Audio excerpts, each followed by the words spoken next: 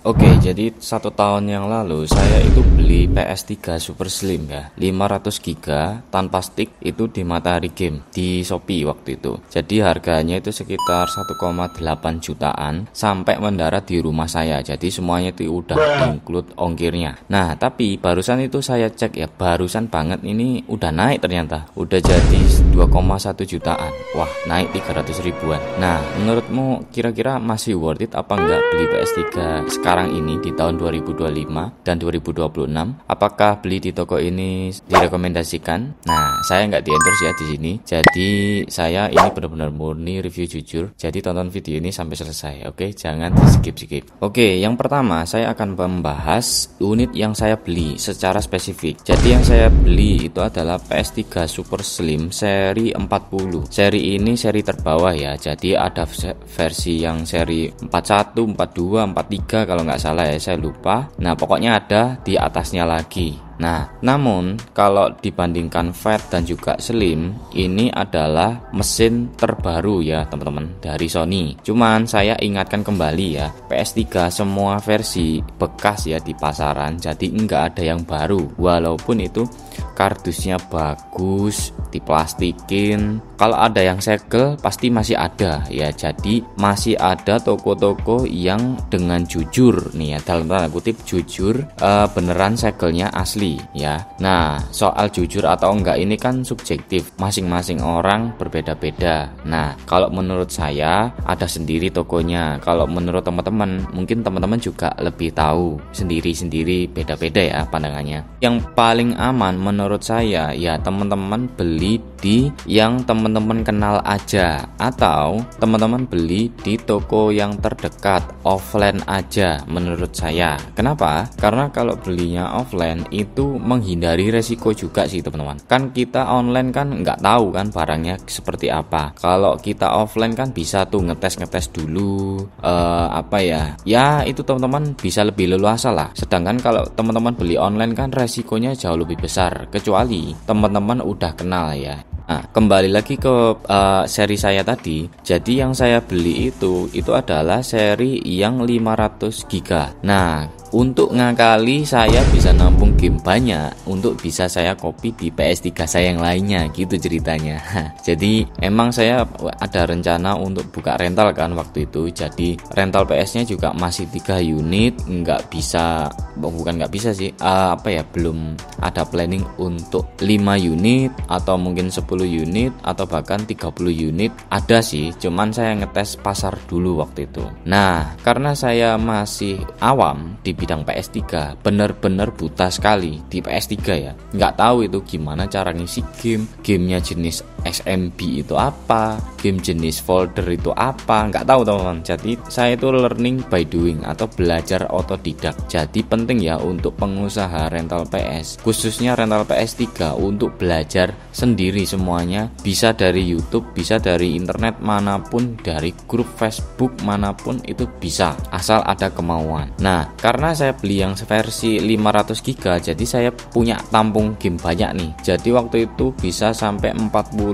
atau bahkan 50 game, termasuk game-game berkelas ya. Contohnya seperti game God of War 3, GTA 5, itu udah termasuk lah. Game-game itu adalah game-game besar. Nah, ada juga game kecilnya. Terus saya akalin beli PS3 yang seri Slim, yang biasa lah teman-teman, ukuran 160 GB. Kenapa? Karena saya tahu ternyata peminat dari PS3 yang rental di PS saya itu kebanyakan main bola. Gamenya itu aja, GTA 5, main bola, atau bahkan main downhill itu yang PS2 itu mereka main loh. GTA San Andreas mereka juga main. Saya juga heran masih relevan dengan mereka, walaupun itu PS3 loh ya, masih main game-game PS2, walaupun memang secara grafik memang lebih naik sih.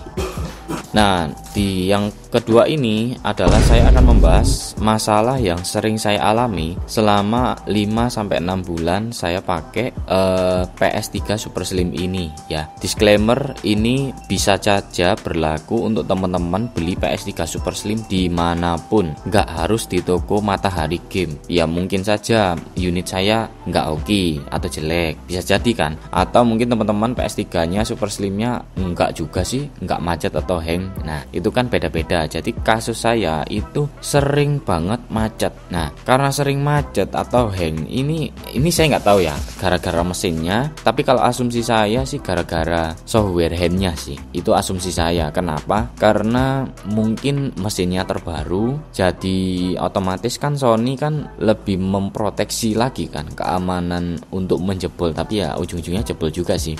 Ya mungkin dari segi softwarenya lah yang kurang perfect lah. Jadi bisa dibilang Super Slim itu ya agak nyebelin lah menurut saya, karena ya itu sih sering macet, sering hang. Jadi kalau di rental PS itu sering banget ada komplain pelanggan. Jadi kalau ada komplain pelanggan gitu kan kita harus warawiri gitu kan main. Jadi itu nyebelin sih dan ujung-ujungnya mengganggu sih gitu. Terus untuk masalah yang lain paling di CD-ROM sih. Nah CD-ROM itu sejujurnya saya nggak solasi sendiri ya itu, karena memang datang disolasi. Ini benar-benar murni saya buka unboxing, memang unitnya itu disolasi di CD-ROM-nya. Jadi kalau atasnya teman-teman buka itu kan ada kaset tuh, nah tempat kaset, nah itu memang disolasi. Nah awalnya saya mikir loh kenapa ini kok disolasi, apa rusak, apa lecet. Nah itu saya mikirnya awal-awalnya gitu. Ternyata saya udah coba, nggak rusak sih. Nah mungkin nggak rusak ya, bisa jadi nggak rusak, mungkin karena untuk memproteksi saja, nggak tahu ya, nggak tahu juga saya niatnya apa toko ini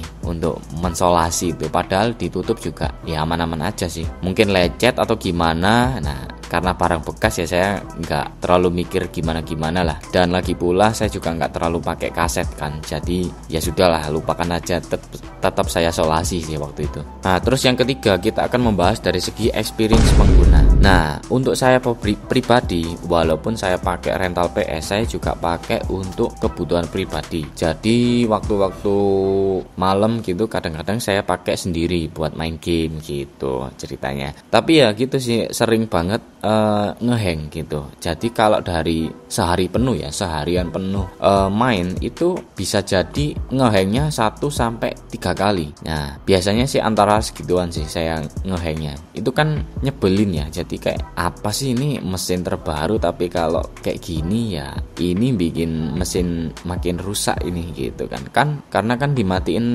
paksa, bukan mati paksa by software, yang dimatikan turn off dari software di menu itu loh teman-teman. Ini mati paksanya dari power gitu. Nah itu kan ya menurut saya nggak bagus, nggak sehat untuk kesehatan mesinnya gitu kan, apalagi hard disk gitu. Nggak cuma hard disk, semua kita bilangnya semua keseluruhan mesin. Nah ini kalau saya mikir, wah ini mesin terbaru ya mesin terbaru, tapi kalau ngehang gini terus-terusan dalam jangka panjang, iya ujung-ujungnya ya matot juga ini, bisa apa ya bahasa Jawanya itu pepok gitu. Nah mesin terbaru tapi sering macet ya buat apa gitu kan. Nah akhirnya saya mikir kayaknya Slim 25 lebih cocok nih kayak di saya gitu kan, di kasus saya ya teman-teman. Mungkin teman-teman bisa beda-beda, mungkin Super Slim wah lebih ini bang, kalau punya saya nggak sering macet kok bang. Beda-beda ya, mungkin unitnya itu teman-teman dapat yang bagus atau saya dapat yang jelek, beda-beda. Mungkin tokonya juga dapat yang